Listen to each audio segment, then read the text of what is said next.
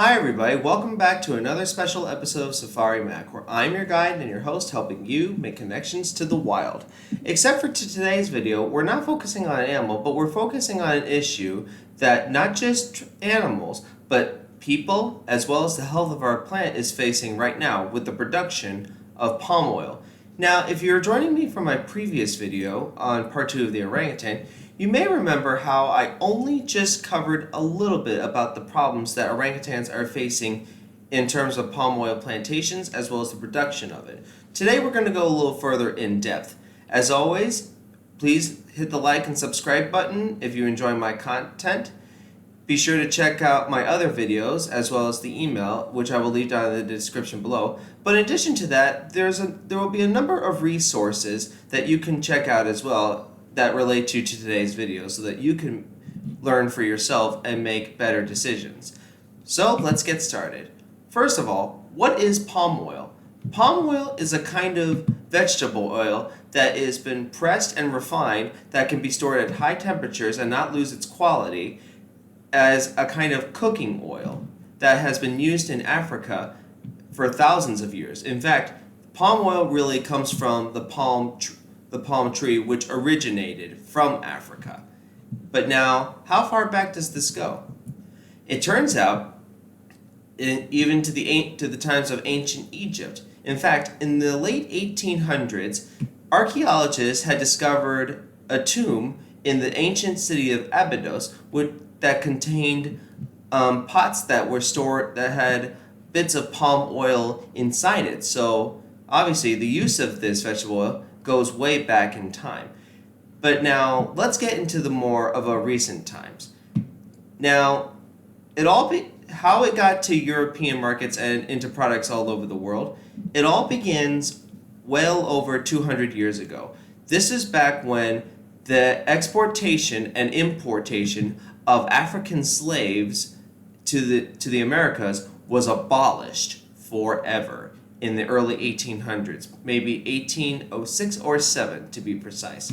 So with the slave trade coming to an end, traders in Africa began to look for other commodities. So naturally, they looked to resources, which is how this controversial product, palm oil, would eventually make its way into European markets.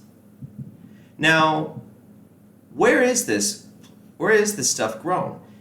Now, as you recall in my previous video, it's known in a good part of Indonesia, especially Java, Sumatra, and Borneo. But it doesn't end there. It's also being grown in parts of Nigeria, as well as South America's Colombia and Central America's Guatemala, believe it or not. So I know what you're probably thinking. What exactly is the problem with it, or why is this product being grown all over the place?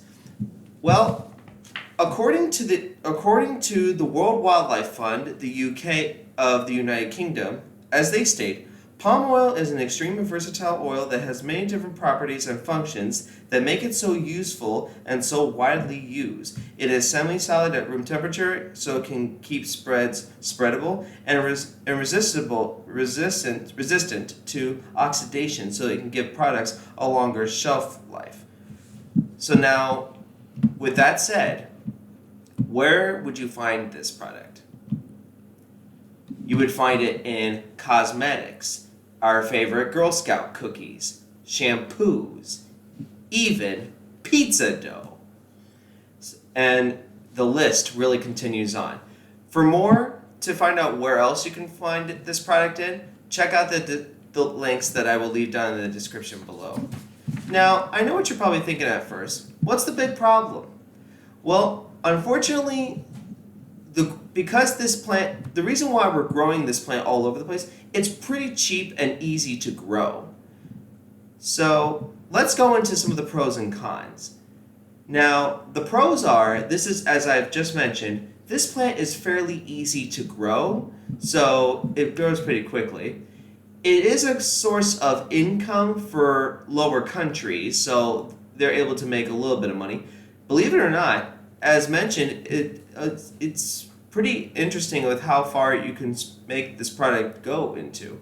It's even been use as a kind of biodiesel fuel. So another way to power cars without having to drill for fossil fuels. But in reality, unfortunately, the cons really do outweigh the pros. The biggest problem, the loss of biodiversity. So with more and more habitat destroyed, these special habitats can't really recover at a quick pace that we would like to see. So, unfortunately, with destruction of habitat comes irreplaceable or almost unrepairable habitats. So these orangutans and many others, such as Sumatran tigers or elephants, or even other animals that are found in these regions where palm oil is grown, they really have almost no home left. But it gets worse. Unfortunately, with the destruction of their habitat also comes more greenhouse gases that speed up global warming. But the list doesn't stop there. Unfortunately, some of these palm oil plantations exploit workers, especially ignoring child labor laws. As you can see, this child having to work to separate the fruit from the stems so that later it can be pressed and refined into the cooking oil that we use. Now, let's go into a little bit what we can do. Now, back in 2004, an organization in Europe called the Round Table of Sustainable Palm Oil was created as a way to help battle this ever ongoing crisis. So what they do is that they look at companies that use palm oil or plantations that are growing palm oil, and they help certify whether these companies or these plantations are practicing sustainable purposes, such as actually getting their palm oil from plantations that don't continuously expand their plantation size by destroying habitat. Unfortunately, it's not really enough. Only a certain percentage of the plantations as well as the companies that use palm oil, only a very small percentage of it is actually certified as sustainable. So, what do we need to do? I think we need to increase pressure on the people. Really get people on board and say, we don't want to lose orangutans or any of these other beautiful creatures that call this place their home. And we don't want to also exploit the workers, because that's just cruel and inhumane. So what we need to do is demand better change. So stop destroying more habitat. Give the people actually better working conditions, or give them even hazard pay. Because some of these people risk their own lives just so that we can enjoy that candy bar or put that little bit of lipstick on our lips. So one way we can do this, protest, or make your voice heard, demand change. But there's more that we can do. So the Cheyenne Mountain Zoo has actually created an app that allows you to scan products and see if this particular company actually uses palm oil that was grown in a more sustainable manner. And there are many others. Be sure to check out different palm oil scanning apps. For one, I will leave a link to a website that can help you learn how to download this onto your phone so that you can start making better changes for the future.